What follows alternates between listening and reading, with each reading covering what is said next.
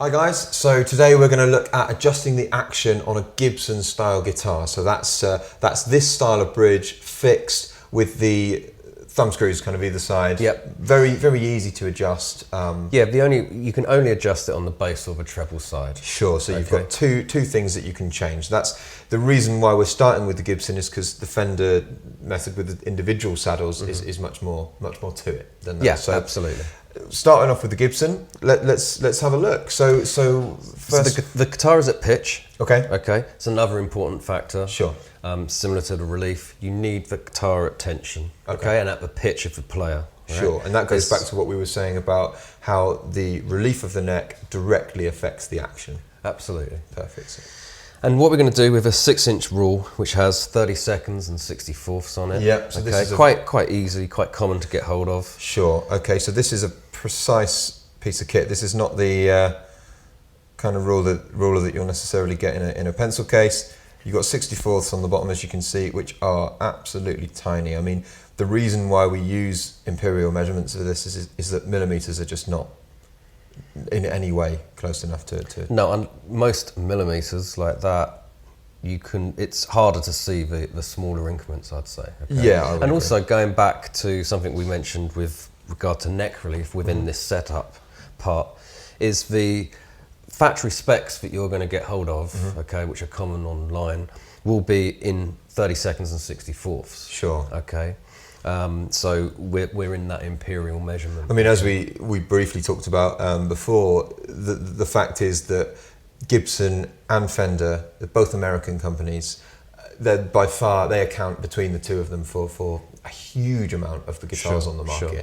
And you know, in America, they use imperial measurements. So you're going to get imperial, truss rod sizes, everything to do with the guitar like you say on the spec sheet is going to be in imperial. So it's a good tool it's a good thing to use.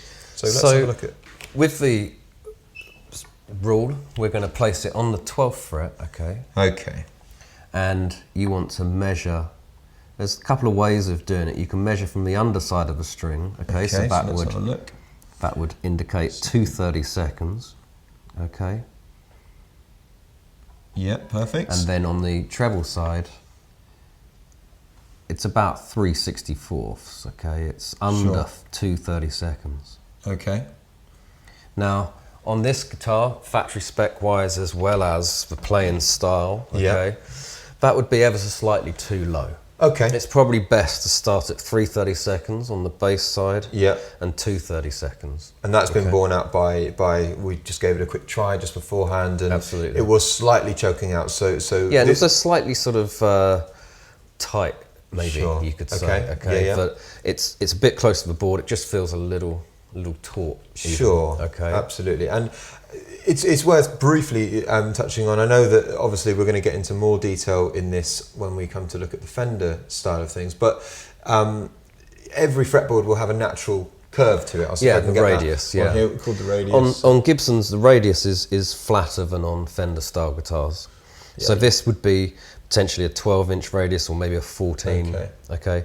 Potentially even 16 radius. And just to sort of make that easier to kind of imagine, the radius is essentially, if you imagine a kind of, I guess, like a compass that was 12 inches apart. That's the curvature. That's the curvature. So that circle is the sort of, that's a part of that circle. So Gibson's style, is that they're flatter boards. You should be able to bend a little bit longer on them and a bit higher even. The more radius boards, like on the Strat, they can. They can reach their limit a little quicker. Okay, and what happens? How you radius and how you set the action height up on them will help that. Sure. Okay, perfect. So with a particularly curved radius, I think the thinking behind it is it's more suited to the sort of the natural curve of your hand. Absolutely, yeah. But maybe not so good for massive, Paul tone Kossoff style, bends. Or Dave Gilmour style bends, So we need to just raise the height on this by a small amount. Okay. We're talking about a 64th on each side. Okay. Now this is just a nice spanner.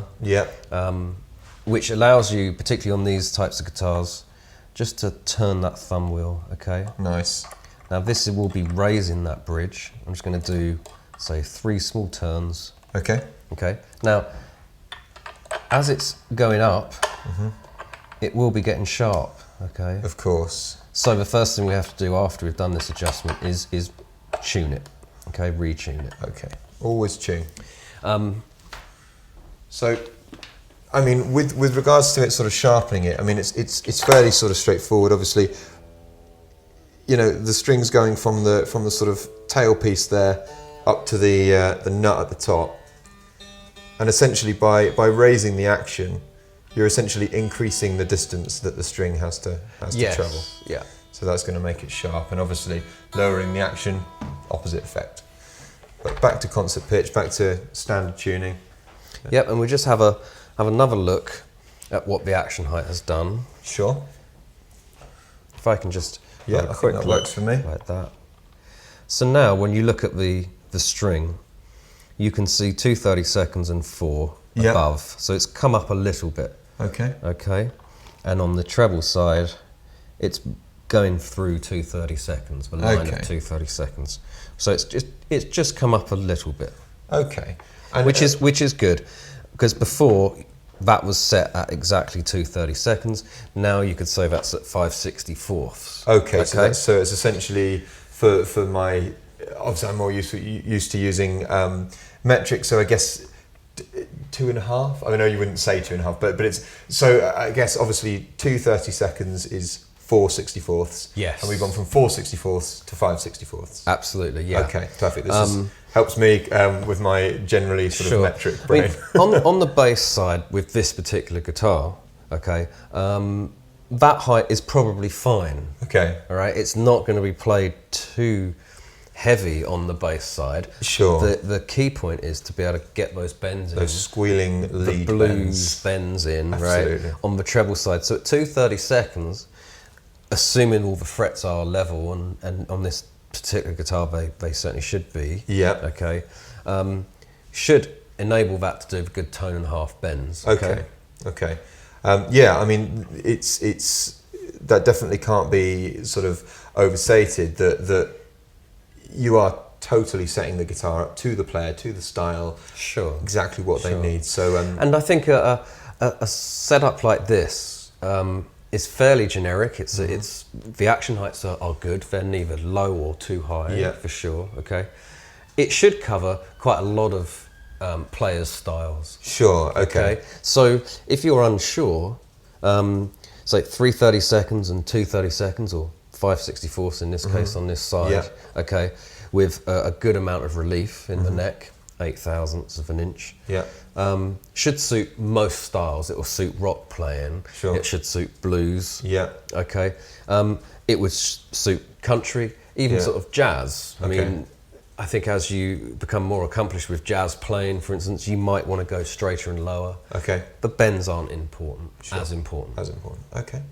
Fair enough. Brilliant. Well, that's a really good sort of brief look at the action heights on a Gibson style guitar. So remember, you've only got 2 things to adjust once you're sure that the neck is correct. Yes. As with the neck, everything to concert pitch, to perfectly in tune. I mean, we keep saying sort of standard tuning and concert pitch, but obviously, if you play an open G, sure, set up to open G. Or absolutely. If you play an E flat, or you play in D, or drop D, whatever, set the guitar up to exactly how you're going to use it, and then work with that as your standard. Yeah, if that makes sense. Absolutely. And I think if you want a more generic setup that can cover most bases, okay, going with a close to a factory spec is not a bad idea. Perfect. Perfect. Brilliant. Okay, that's us for Gibson style guitars. Next time we'll look at Fenders. We'll see you then.